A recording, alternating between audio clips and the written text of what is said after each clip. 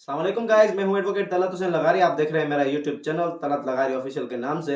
इंशाल्लाह अज़्ज़ा वजल ये वीडियो ऐसी है कि बहुत सारे लोग इसे सेव करने वाले हैं और रेफरेंस की तरह इस्तेमाल करने वाले हैं। वीडियो को एंड तक देखें ताकि आप जान सकें कि मैं किस बारे में और क्या क्या कहने वाला हूँ। अगर मैं गलत हूँ तो मुझे कमेंट बॉक्स में आप जो है रोक सकते हैं, अगर नहीं तो इस वीडियो को ज़्यादा से ज़्यादा शेयर कीजिए। जी, जैसे कि मैं वीडियो को कंटिन्यू करता चलूँ कि मैं आपको बताता चलूँ, वैसे तो हिंदू मैरिज एक्ट 1955 में जो है वो सेकंड मैरिज एक हिंदू के लिए करना वो मना की गई है। लेकिन अगर जिस तरह से हम यहाँ पर हाई कोर्ट में अगर किसी बात को यूज करते हैं तो वो जो है प्रेसिडेंस बन जाता है, जो कि चीज कानून में नहीं होती लेकिन वो कानून का एक हिस्सा बन जाती है लोअर कोर्ट्स में। जिस तरह से हाई कोर्ट जो है लोअर कोर्ट्स के लिए लॉ बना सकती है, वैसे ही मैं इस बात को जो दोहराता चलूं, मैं आज क्या बात करने वाला हूं कि हिंदू मैरिज एक्ट में जिस तरह से मना किया गया है कि आप दूसरी शादी नहीं कर सकते, लेकिन अगर किसी ने इस मेरे मैसेज को जो है फॉरवर्ड किया और उसको जो है किसी वकील ने अगर ट्राई किया, तो मुझे लगता है कि ये भी शायद कानून का हिस्सा बन सकता है। कानून का हिस्सा मैं किस चीज़ को बनाना चाह रहा हूँ वो मैं बताता चलूँ।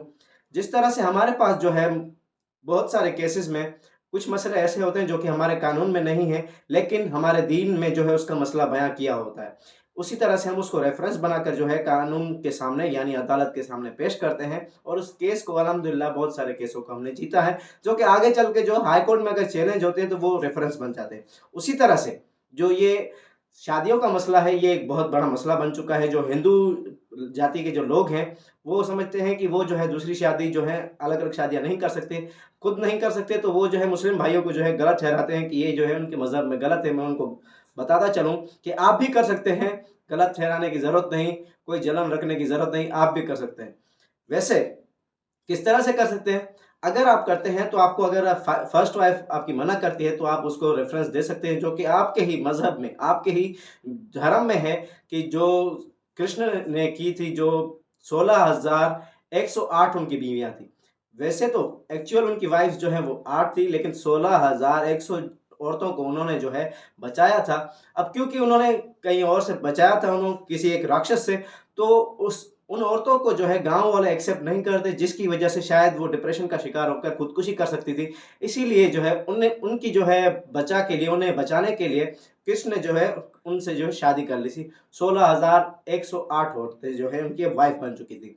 वैसे ही आपके पास जो है हिंदू धर्म है जिसमें आप जो है अपना रेफ़रेंस बना सकते हैं।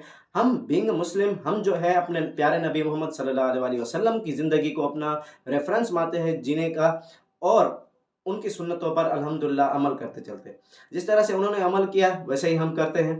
आप भी इसी तरह से जो है कानून में ये रेफ़रेंस देके बता सकते हैं कि कृष्ण ने जो है उस दौर में की थी किसी एक वजह से। वैसे ही अगर आप सेकंड मैरिज करते भी हैं तो उसका मतलब ये नहीं कि आप जो है वो कुँवारी लड़की से कर सकते हैं, नहीं। सेकंड मैरिज का ही हमारे पास मुस्लिम में एक मकसद होता है कि अगर कोई विधवा जो कि जवान है, अभी उम्र उसकी इतनी नहीं है, वो शादी के लायक है, तो जो है फ़ितने से बचने के लिए जो है उसकी शादी की जाती है। या अगर कोई यतीम है, अगर वो समझते हैं कि इनकी शादी कर दी जाए, वो लड़की जो है सर्वाइव नहीं कर पाएगी, इसीलिए की जाती है। यहाँ पर शादी को जो है ट्रेंड नहीं माना जाता कि एक कर ली तो दूसरी भी जो है वो कुँवारी कर ली, तीसरी भी कुँवारी कर ली, इसी तरह से नहीं होता, वजूहात अलग-अलग होती है। वैसे ही अगर आपने करनी है तो आप भी जो है इसी तरह से रेफ़रेंस करके किसी ज़रूरतमंद का सहारा बनिए, ना कि जो है उसे जो है अपनी हवस का शिकार बनाइए। मुझे दीजिए इजाज़त। इंशाअल्लाह अज़्ज़ व जल आगे भी इसी तरह से जो है इन्फॉर्मेटिव वीडियोज़ आपके लिए लाऊँगा। चैनल को सब्सक्राइब कर दीजिए। अल्लाह हाफ़िज़।